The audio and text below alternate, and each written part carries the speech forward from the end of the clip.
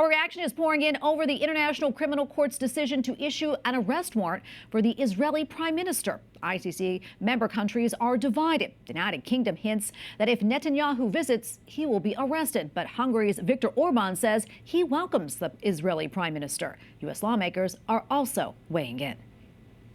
Pretty remarkable that the nation and the leader of the nation that was attacked by terrorism and is trying to be able to get hostages out of the hands of terrorists is now being accused by the International Criminal Court. It's anti-Semitism on its face. I think that just shows another group that we don't need to be any part of.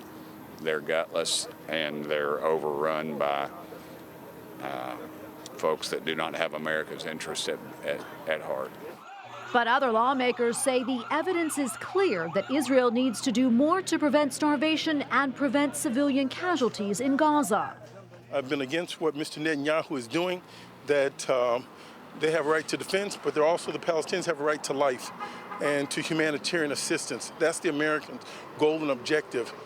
Israeli Prime Minister Benjamin Netanyahu says he will not recognize the ICC's decision. Israel will not recognize the validity of this decision.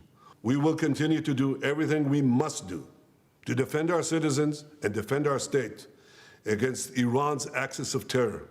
The terrorist group Hamas said that it welcomed the ICC's action and urged them to implement their decision. We call on the International Criminal Court to expand the scope of accountability to all criminal occupation leaders. Some Democrats say, as a result, U.S. weapons shipments to Israel should be restricted.